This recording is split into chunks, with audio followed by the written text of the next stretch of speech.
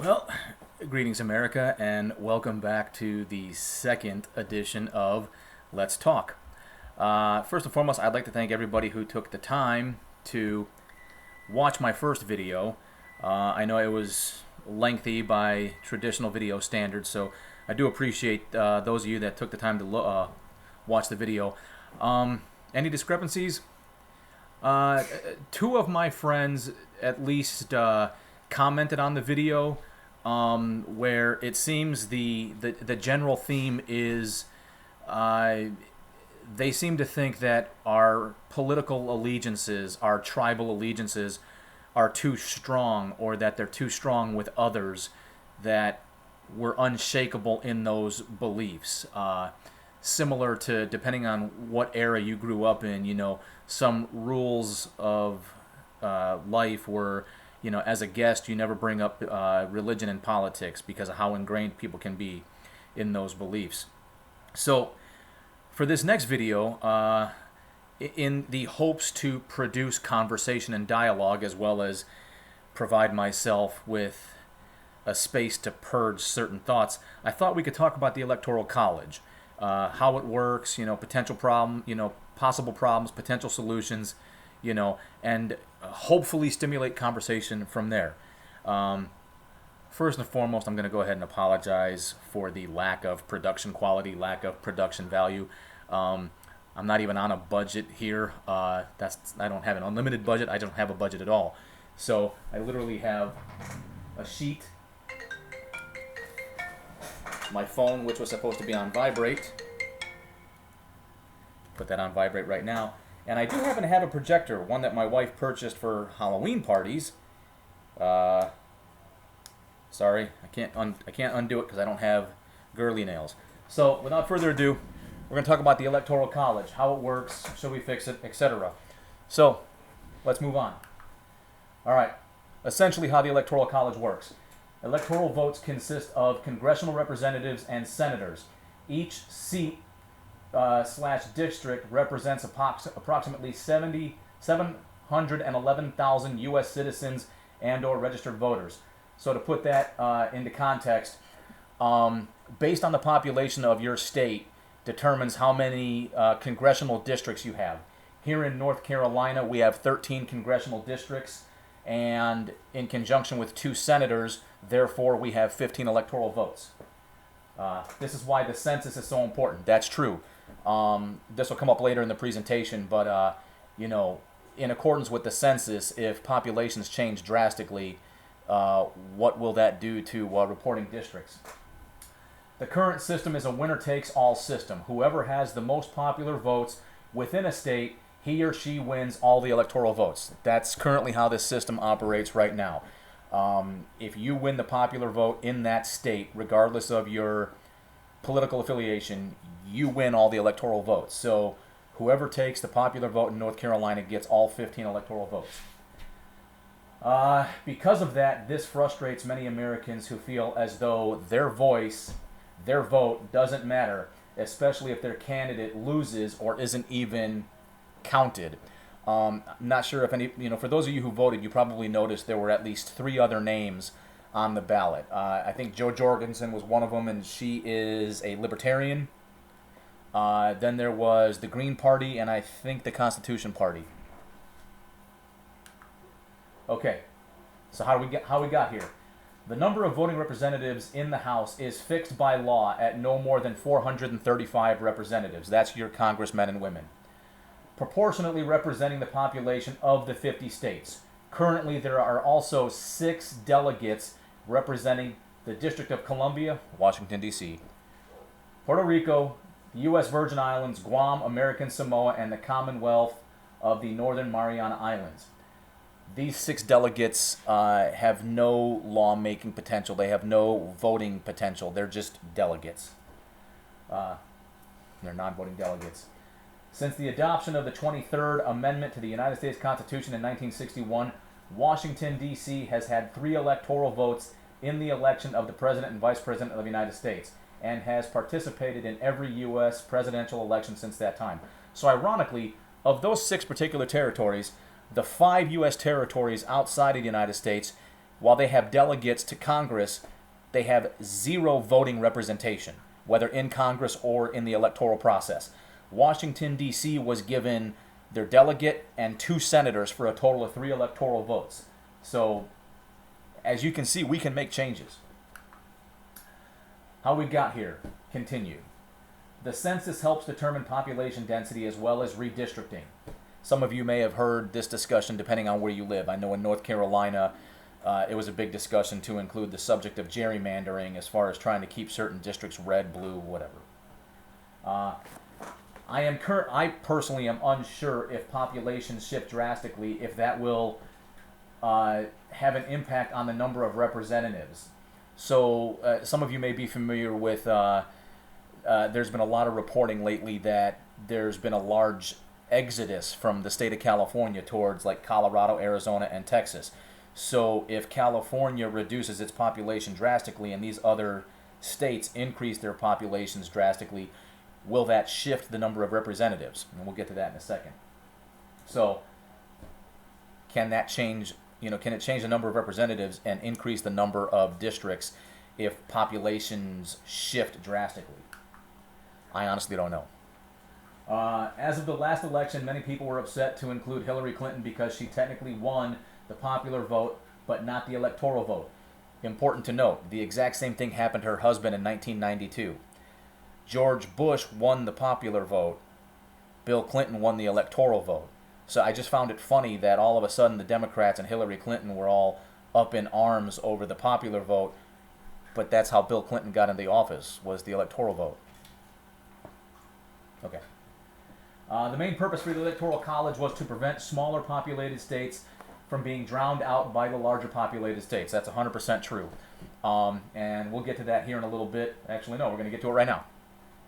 So I researched this, and several experts basically concur with a similar line of thought, and that is California with its 55 electoral votes based on population density, Florida with 29 electoral votes, Georgia with 16, Illinois with 20, Michigan with 16, New Jersey with 14, New York with 29, and North Carolina with 15, Ohio with 18, Pennsylvania with 20, and Texas with 38.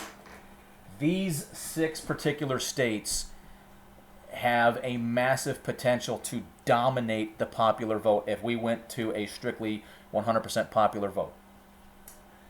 Behind them, you have Arizona, Indiana, Massachusetts, Tennessee, Virginia, and Washington State with 11, 11, 11, 11, 13, and 12 electoral votes. So those are the next most populated states.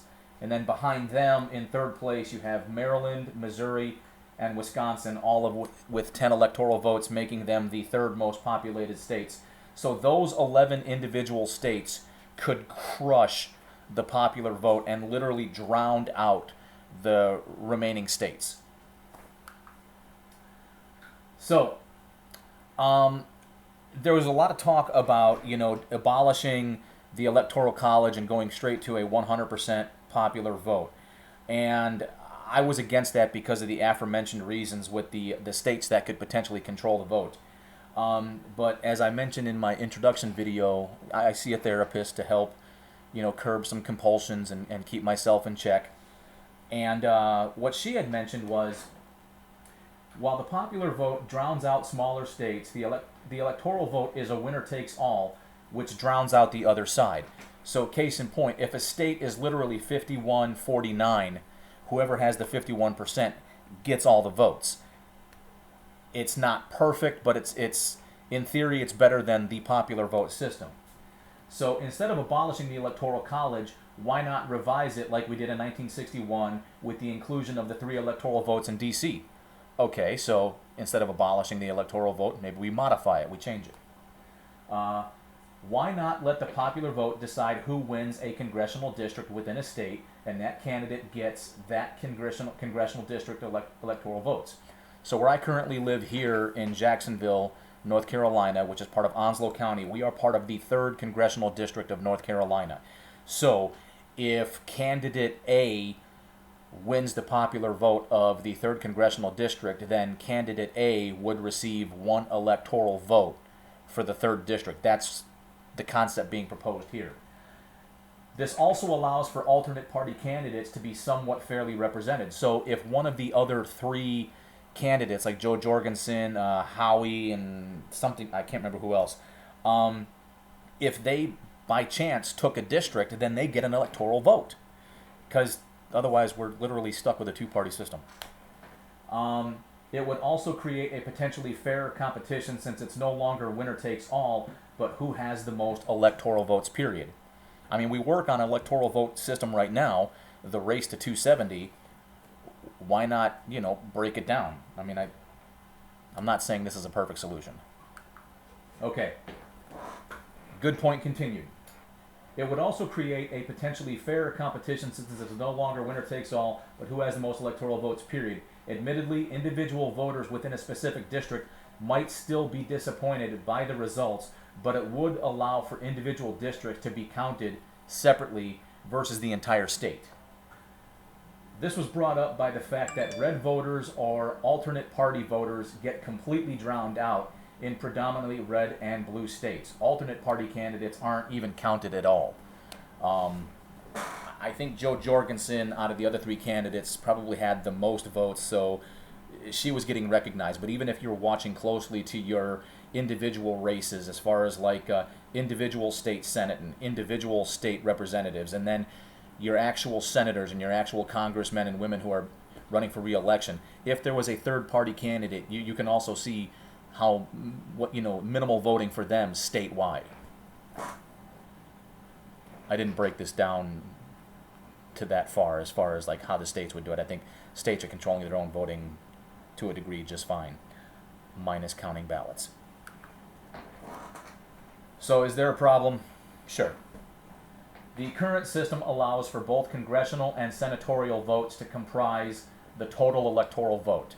So here in North Carolina, we have 13 congressional districts, which makes up 13 electoral votes. And then because we have 2 senators, like every other state does, that makes up the other 2 votes for a total of 15 electoral votes. The 2 senatorial votes are inclusive to the state as part of the winner takes all. This is not factored into the district alone equation. So what do we do? Potential solutions. For one, we could get rid of the senatorial vote, which comprises of 2 electoral votes per state as well as D.C., for a total of 102 electoral votes, spread out over all 50 states as well as D.C. What that would do is drop it down from 538 to 436 possible electoral votes if we separate it by district. So if each district counts as 1 electoral vote versus the winner takes all, the winning candidate would still have to amass the most electoral votes. This could potentially allow for an alternate party candidate to be counted. Perhaps Onslow County, hypothetically could have voted for a 3rd-party candidate, and that candidate could have gotten District 3's electoral vote, which just demonstrates that maybe we as a country are getting a little fed up with the 2-party system. So what about the senatorial electoral votes? I'll be completely honest, I'm not sure what to do, because they don't represent districts and there's only 2 per state. So if we must keep them, then what? So, you could, and like just spitballing here, you could get rid of them altogether. You could keep them and award both votes to the candidate who won the most districts per state. So if candidate A, North Carolina's got 13 districts, so if candidate A, won the most districts in North Carolina, then he or she could get the 2 senatorial votes. You could also award the first place, so if candidate A wins the most, he or she gets a vote, and then the second place winner gets a vote, and then if you come in 3rd place, well, sorry. Another potential option is, if you want to keep it party specific. Not every election cycle is a senator up for election. So here in North Carolina, Senator Tom Tillis was the only senator out of the two that was up for re-election. So if he won, then his party could one theory is his party gets that electoral vote. So with him being a Republican, if there was a Republican candidate being voted on in the state of North Carolina, then the Republican candidate could get that vote, and vice versa. The other senator, if he or she, I forget who it is, but if he or she, who's already elected and is not running for re-election, another way to look at it is, since they're already elected, their political party could get their vote. Again, these are not perfect solutions. So what does it all mean? Presently, there are 538 electoral votes that divides evenly into 269 votes. That's why it's the race for 270, because if you get 270 or more, obviously that's going to be less than 269. Trust me, do the math. 538 divided by 2 is 269. If we remove the senatorial votes, that still leaves 436 electoral votes to compete for. This only works if we count district votes as electoral votes separately. Are these solutions perfect? No. But what solution ever is?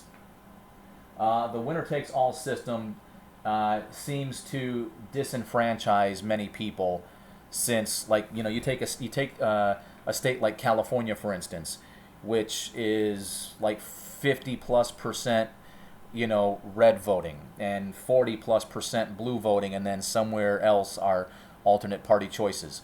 So everybody else who didn't vote Democrat feels completely disenfranchised and left out. Like, why should I vote? It doesn't even matter, because the Democratic voters are just going to plow over the state. So that's one potential reason to consider revising this whole thing. Can it change, and should it change? Well, it absolutely can change, as indicated in the 23rd Amendment in 1961, which gave electoral votes to Washington, D.C. So we know we can change this. We can amend this. We can improve this. We can whatever. Should it be 100% popular vote only? I don't think it should, because less than it's 5 or 6 states would literally control the lion's share of the population based on the population density of their state. So like in the previous slide, those 5 or 6 states would literally crush the overwhelming population of the United States. And then, depending on how people vote, the other states that follow second and third would just either further back them up, in which case it's a minimal number of states, but the major population densities in the United States aren't spread out evenly, and it would just crush the remaining states. It's a total of 16 states exerting majority control over the vote. That's basically mob rule. What do I think? As if I haven't been telling you already. I don't think we should change it to a 100% popular vote. I'm not a huge fan of the current two-party system and all the attributes involved between media coverage, financial backing, you name it. One thing that bothers me beyond belief is the amount of positive coverage on several media outlets that the Democratic Party gets, which, that's almost like a form of communism and a form of socialism. It's almost acting as propaganda for a political party to dominate the country. So I'm not a big fan of that. And yes, I've always kind of had a place in my heart for the underdog. I was all for the Electoral College until I was informed by the wise person about how it's a winner-takes-all concept. And admittedly, after listening to her speak, it does make sense, because, in large states, like literally my home state of Illinois, only the Chicagoland area is predominantly blue. The Chicagoland area is predominantly blue. Once you get far enough outside the greater Chicagoland area where it becomes Illinois and the people separate the distinction, you're either from Chicago or you're from Illinois, that becomes red. But due to the population density of the greater Chicagoland area, Illinois is always a blue state. I personally propose the idea of representing districts by themselves because I think it's the closest thing we can get to making voices heard to include alternate party candidates. Um, I think that's relatively fair. If each district counts as a separate vote, it starts to break it down a little bit further. And it's no longer the race for 270, it's literally the race for who has the most votes. The only thing I didn't think of is in the event that there's an awkward tie, maybe we can use senatorial votes. I don't know. I'm not claiming to be the expert. I'm just trying to start a conversation. Like I said, we elect people to represent us, and I think we should demand that they do just that and not represent themselves, making themselves richer, accumulating power and wealth, all while not doing anything for us.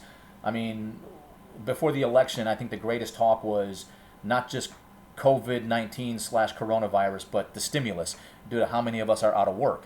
And it's literally a red and blue issue where I'm gonna spite you. No, I'm gonna spite you. Hi, I'm the one paying the price here. Screw your petty spitefulness. Some people like us voted. You need to serve us instead of serving yourself. So if it matters so much to have these districts and vote for representation, then our district should be equally as important in the presidential election. If it was so important to have a district like mine, the 3rd District of North Carolina, then it should be equally important that my district counts separately. That's how I feel. Radicals like the Squad, which I find ironic that they got reelected, but that just goes to show you that they were elected by people who align with them. So, like the Ilhan Omars, the Rashida Tlaibs, the AOCs, while I may not agree with them, I do admire their passion, but I do not agree with their policies and their principles. But there are people out there in mass that are like, yes, 100% yes. And that's what the system's there for, to allow them to have their voice and to elect people like the Squad. The governors, I'm disappointed. Governor Cooper got reelected. He has the biggest impact on what's going to happen to me, not the president, so I'm a little disappointed there. The two-party system, do I believe the two parties directly represent what they were back in the Civil War era when the Republicans were the great emancipators and the Democrats were the party of slavery, anti-civil rights? I don't think they represent themselves in that light, but I think they hold candles for certain ideals and there's no wiggle room, which is why I think we potentially need to have more parties. Because I think by virtue of being a Republican or a Democrat, you have to be married 100% to the ideologies that those parties represent. And that's why I'm not a card-carrying member of a party. This current election was a giant poop show. Flat out, it's a giant poop show. This whole mail-in ballot thing, when I was in the service, we had absentee ballots because by virtue of being in the service, I'm not stationed at home. So I had to fill out an absentee ballot. And I felt a little more secure with that. With this whole mail-in ballot system, not so much. I think there was too much opportunity for fraud. And there's been way too many reported cases. One case is too many. But there were way too many reported cases of whether it was mail workers or somebody in that trade was, not the person individually, but ballots were found in the dumpster. Regardless of who the presidential candidate was that was voted for, if you can physically see that candidate's name through the envelope, that literally opens it up for everybody. All right? If you want to keep it simple like Biden and Trump, both candidates have reason to cry foul because regardless of which candidate's ballots were being dumped, it doesn't matter. Somebody was doing it. It happened. Therefore, both candidates have equal reason to cry foul that there was election tampering by postal workers or somebody dumping ballots out.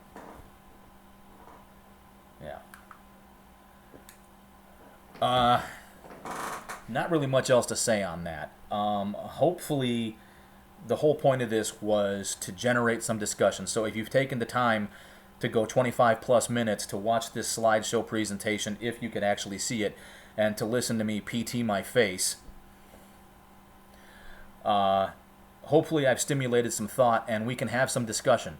So by all means, whether you're seeing this on YouTube, make a comment and I'll view it, and if there's something to respond to, I will. If you see it on Instagram or Facebook and I've stimulated some thought, let's talk. I don't care if you post a comment in written form, if you post a video, let's talk. If you don't like the way things are going, let's talk. I think I've said that way too many times. I'm starting to get sick of hearing it myself. But that's kind of the whole concept here, is let's be better than these parties. Let's be better than all this, and let's talk. Let's be Americans. Okay? Let's try to honor the dream that was America. So that's all I got.